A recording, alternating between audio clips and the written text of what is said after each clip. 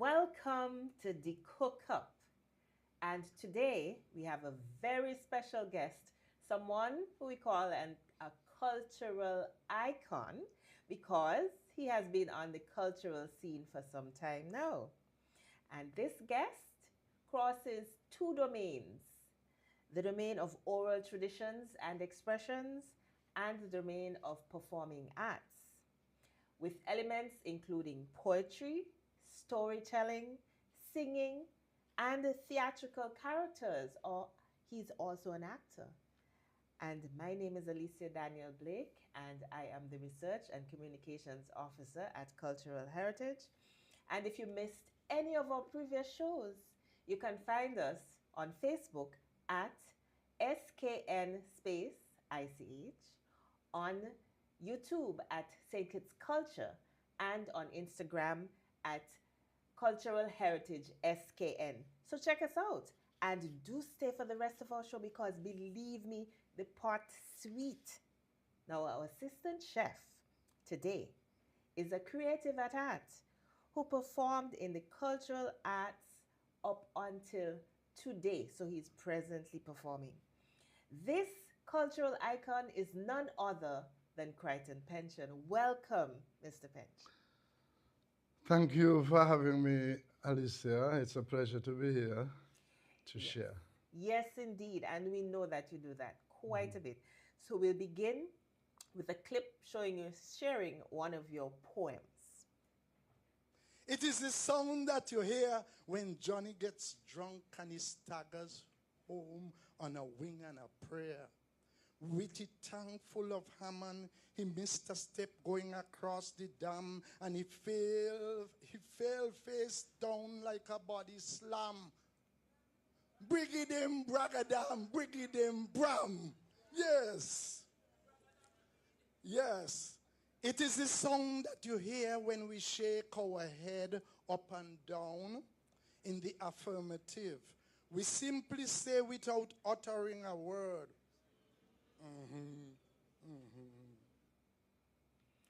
Now, Mr. Pension, those are our expressive interjections. It's our interesting way of making a sound to suit anything. Why write a poem about that? Because I thought it is so, we use these expressive interjections and onomatopoeias unconsciously. It's just a matter of fact. Mm-hmm. Blukutum bloom. Brigidim bram. Brigidim Ram. Bram. Boop.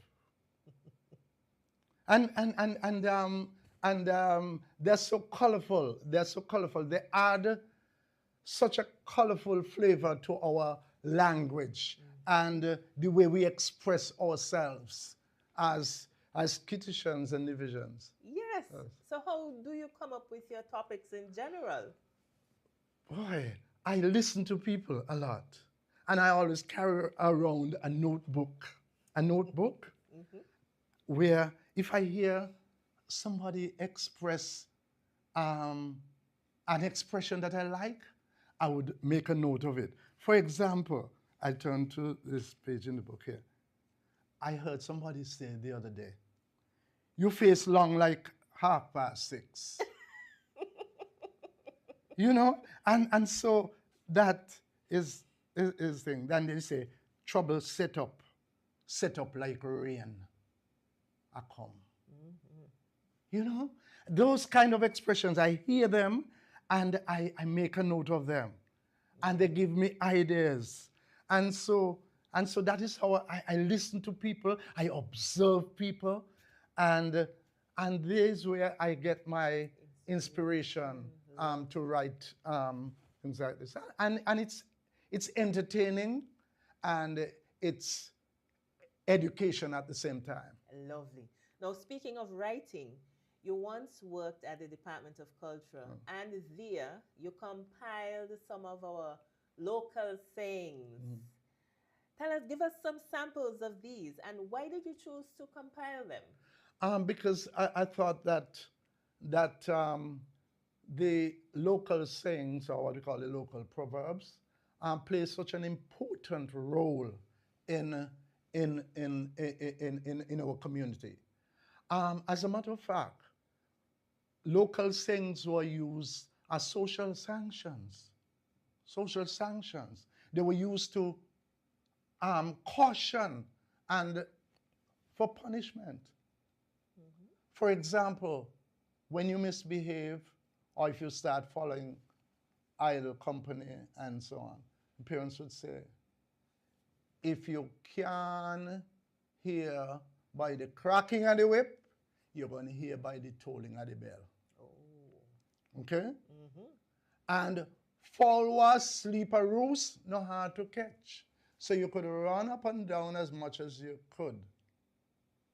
You have to come home. And our parents and those, them, they never used to forget. As a matter of fact, they used to put up a beating for you. Okay, and when you least expect, sometimes they will wake you up and administer punishment. Oh my. Yes. So why did you think it was important to compile these? Because I thought that it's part of our language. It's part of our language. Some of us still use them as part of our daily conversation with one another. For example, you say, boy, follow us. You say, you never see fall bottom until wind blow.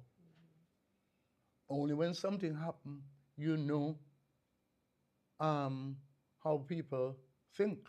Or the true nature of someone. Or yes. Something that is, or you never know that this happened until it is exposed. Yes. Until it is exposed. And so these local sayings is such an important part of our language, our local vernacular, as I say. Indeed. Now, that takes some observation and research. Is there any other type of research that you have done? You said that you would take notes of, daily life conversations and so forth. Any other type of research that you have done? Yes, I would research superstitions, all the tales and legends and myths and so on. That's why you're so good at zombie stories. Yes, yes. Yes, when you see green grasshopper in the house, it's something, it's danger. Something is about to happen. Okay, when pigs start to dance and so on, rain, something is about either rain or storm or something gonna come. And for example, you don't sweep out your house at after 6 o'clock, and those kind of things. Yes. There's a thing when you're leaving the cemetery, you must throw 3 stones over your head. Wow. Back, so that the spirits wouldn't follow you. Oh wow. Okay. And so some of them, for example, was scientific. When you see cockroach start to fly around in your house, and in those days, I don't know if people, we're so modern, I don't know if you still have cockroaches in our houses and so on. Yes, that's still there. But when you see cockroach start flying around in your house, you could bet your sweet life that rain is coming. So it's as if the insects, they had a way of sensing and tuned with nature. Yes. And so it was not these superstitions and so on or and thing were part and parcel. They were scientific. Yes, and it's how they would know things. For example, when hurricanes and things like that were coming, because they didn't have Weather Channel at that time, right? So they had to figure out by observing animals and so forth. Now, when it comes to Calypso, let's switch gears a little bit. What is your role in that? Because I know you're right. I started off singing Calypso, for many years under the sobriquet of the Mighty Crusader, and I think everybody would know perhaps the most popular one. There's no El Dorado out there. You know, and then after I retired, well, I am never retired. So after I decided not to compete anymore, I decided to write, write for other Calypsonians, and I have had a long-standing relationship with the King Astro in Nevis for over 27 years. Lovely. Yeah, so.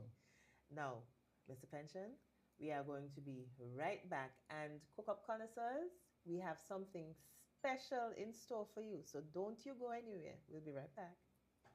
It's been 6 months now and Glenn hasn't been working. His attitude has completely changed and he's been leaving the house every day for hours and liming with his friends and coming home drunk and causing confusion. Gloria, this is what you cook today? This is not enough food for a big man like me. But Glenn, it's been 6 months now. You haven't given me any money to shop for food. Okay, so what you want me to do if my boss ain't called me out for work as yet? Look for a different job now. What you just said to me? Get a next job. What? Help! Let me Let go! go what? Yeah, let's see what really happening. Let go what? Watch your mouth with me now. The weekend mom and dad fight. When are they going to stop? Domestic violence is not just physical, it's mental, emotional, economical, and psychological. If you, your friend or family member is being abused, you can contact one of the numbers listed below for help. Department of Gender Affairs 662-5492, Special Victims Unit 662-7077, Counseling Unit 465-5000. This message was brought to you by the Department of Gender Affairs in collaboration with the Ministry of Health and the Pan American Health Organization. Welcome back, CookUp connoisseurs, and we are going to continue on with our cultural icon, Creighton Pencheon. And let's have a quick look at this clip, and then that special thing that I promised you is going to be happening. 4 days now I fishing and nothing at all to show for it. You people polluting the rivers, cutting down trees, and all this soil and rubbish end up in the sea. Yes, sir. All I did was clear more land to plant more food. So, Kadima. We need to strike a balance, my friend. Right now, the sea is polluted, the coral reefs are dying, and soon the tourists would not come. Well, you have a point. You've got mail. Wait a minute. I've got agri-mail. Papa George is right. There can be sustainable use of our natural resources. That's what the St. George's Declaration is about. No, Mr. Pencheon, that was you as Papa George. You revealed to me that you created that character. So you were not just a performer. Somebody else didn't write the script for you and you performed it. No, you created the character. Tell me about Papa George. Papa George was created out of a need for a character who would capture the attention of the community as it relates to environmental degradation, and there was a program back in the, I think it's the 90s, undertaken, sponsored by OAS in collaboration with the Ministry of Environment. And they wanted to create a character. They were concerned about sand mining, littering on the beach, destruction of the coral, deforestation and that kind of thing. And so I thought this character was a composite of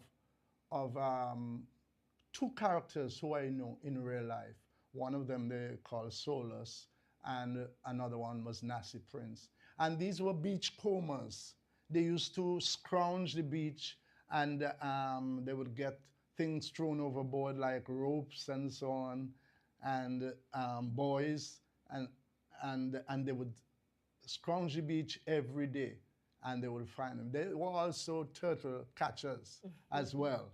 And they used to dress in a kind of with ropes tied all around them, and their 3/4 pants and the kind of thing. And so I created the character. It was a composite of those two characters, and they were charismatic. They always draw attention, those two characters. And so I was able to create the character, and they were wise old men, Right. you know. So Papa George was a conservationist. Yes. And he also helped to bring to light some of the practices, as you just Yes. noted, that not only affected one island in the Caribbean, but several, as in the case that we just saw. Yes, actually, this was a collaboration with an organization in St. Lucia. Okay. In St. Lucia. Nice. Who had some similar concerns. Good. Yeah. So that was the beginning of when we became environmentally conscious as a region. Yes. But we have to pause on that one because connoisseurs, Mr. Pencheon is going to give us a little taste of some of the folk songs of St. Kitts and Nevis. Okay.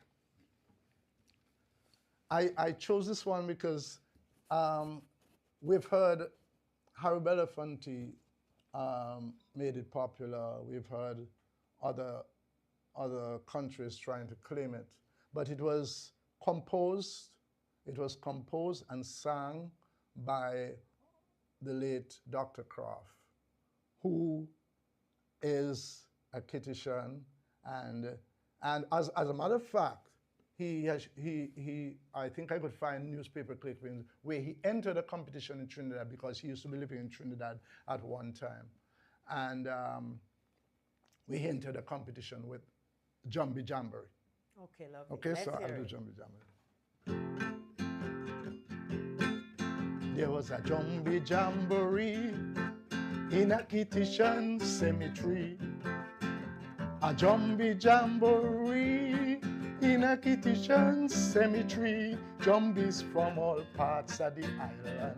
Some of them were dead calypsonian, and as the season was carnival, they get to bed in a Jumbie bacchanal, and you hear them back to back, belly to belly. I don't give a damn, I done dead already. Back to back, belly to belly with the Jumbie Jamboree. The Jumbie, she won't behave. Look how she jumping up on the grave. In one hand she had some rope, and she beating Congo drum. The lead singer, he started to rhyme. Everybody followed in time. A bystander had this to say, look how them Jumbies breaking away, and they singing back to back, belly to belly. I don't give a damn, I done dead already. Back to back, belly to belly with the Jumbie Jamboree. Wonderful. So you gave us the background of that song and the inspiration. Are folk songs important to our culture?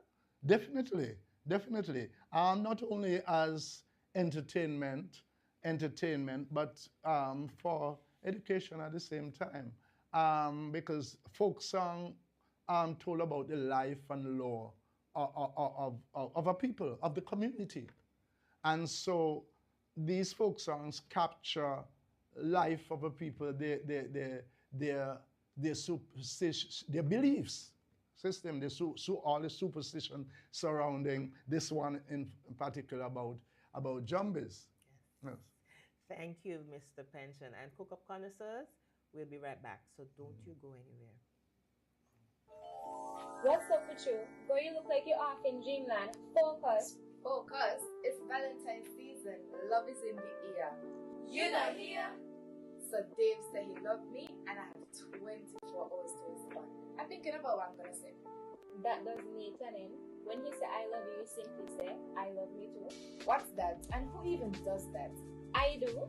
Me too. I love me too simply means I love me enough to make myself a priority. And it starts with making wise decisions. This Valentine's, I choose to abstain and to protect my name. This Valentine, I choose education now, and this is my solemn vow. I choose to keep my virginity and maintain my dignity. Wise choice, because saying yes to him is saying no to you. I choose self-respect over self-neglect. Okay, I get it now. I love myself too. This Valentine, Dave can keep his love. At this point in life, I choose self-love. For learning to love oneself is the greatest love of all.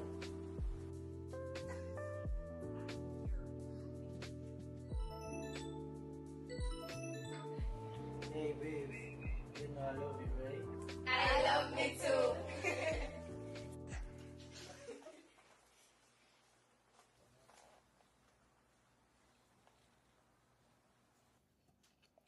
CookUp connoisseurs, welcome back.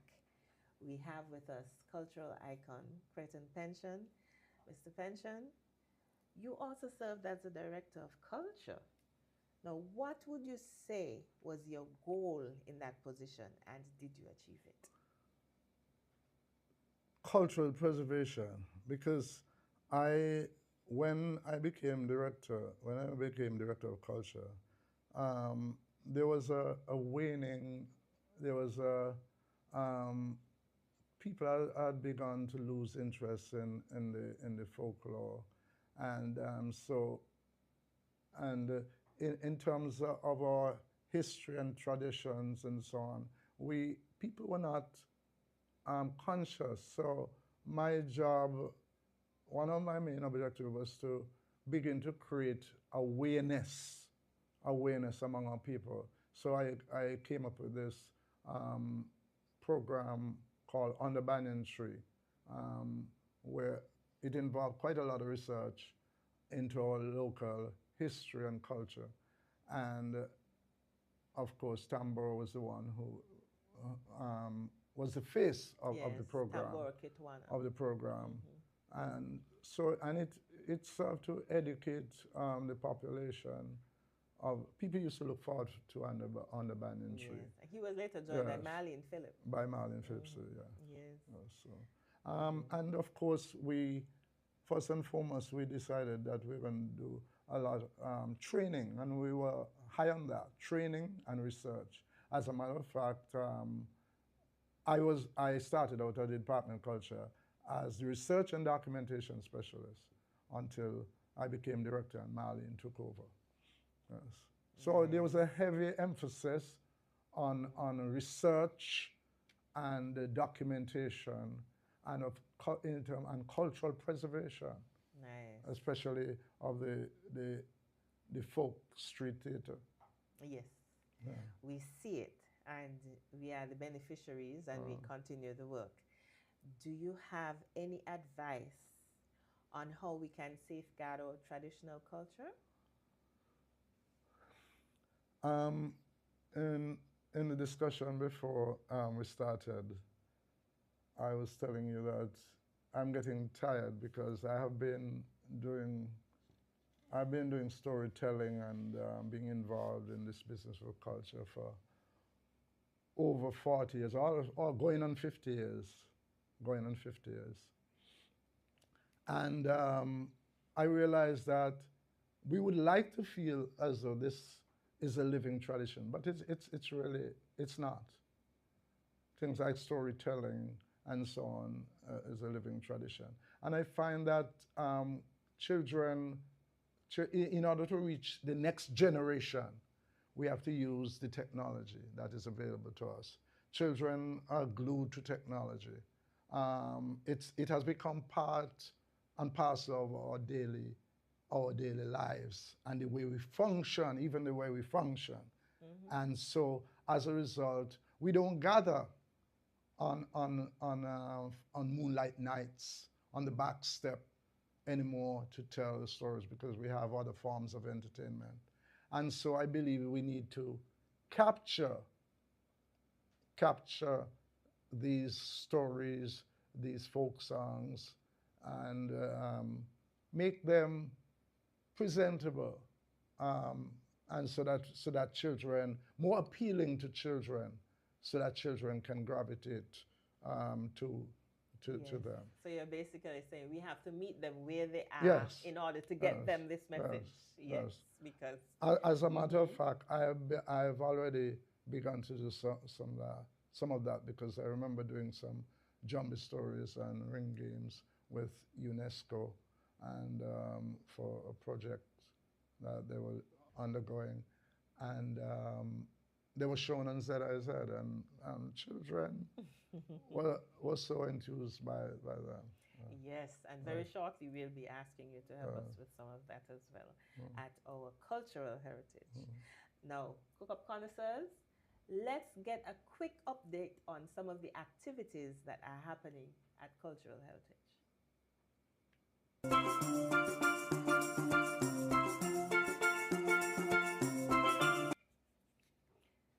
Welcome to de-seasoning mix. Now, you know, when you have a pot, you have to make sure that it's well flavored. You have the correct amount of salt, not too much pepper. You know what I mean? So this is the seasoning mix. Our next We Village That takes place at Challengers Stone Fort. And this happens on Wednesday, June 18th. This year, of course. And we are going to be having a community gathering where we uplift that community at Challengers Stone Fort, and it starts at 5 p.m. So if that is your community, make sure you come on out and see who will be honored, as well as we also highlight 2 young persons in that community who are doing things in the arts as well. So come to Challengers on June 18th to see what we have in store in community upliftment. We are also going to be having the launch of our Swank on Friday, June 20th, in Minister Duggan's conference room. That is on Port Zante, and we'll have more details coming for you in terms of the time, etc. And our theme is Quench Your Thirst for Sweet Cultural Music. And your composition can be in any genre. So you can sing calypso, like Mr. Pencheon, or you can sing rap, you can sing reggae, you can sing dancehall, you can sing our own cultural music, anything. But it has to contain elements of our culture. So the lyrics have to speak about things, as Mr. Pencheon said, that we do in our lifestyle. So look out for that, and all of the details, including the rules, the guidelines in how you can compete. Stay tuned. You can do so by going to our social media, which I'm going to highlight at the end. We also are going to be doing our griot storytelling event. I mentioned to Mr. Pencheon that we'll be seeking him very soon for that, for one of our griot in our griot series. This one, however, we are going to be having at the Oasis at Wingfield Manor. So what we have done is we have tried to find persons who know about the history in particular of that area. So we have Maurice Widdowson, who is going to be talking about Wingfield Estate, and Beto Douglas. Stay tuned for Beto Douglas. She made maps in the legal system that is now recorded in Britain about how she was able to pay for the freedom of her children. So let's hear about that. And then Christine Walwyn will be talking about Wingfield Manor. Leonard Stapleton will be talking about the Kalinago massacre, because, you know, that is in close to where we have the Bloody Point there. So that's something you need to check out. And Keisha Isaac Adams is going to be having Children's Corner. The children will learn about storytelling, learn the story, well, listen to the stories, and receive prizes for the best storyteller. Last grill was at Chadwell, and that was exciting. And we're looking forward to that. And so, Mr. Pencheon, any last words that you would like to say in terms of how we can do our utmost in terms of individuals to promote our culture?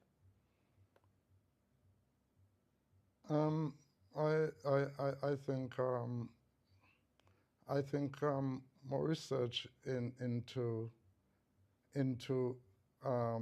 well, we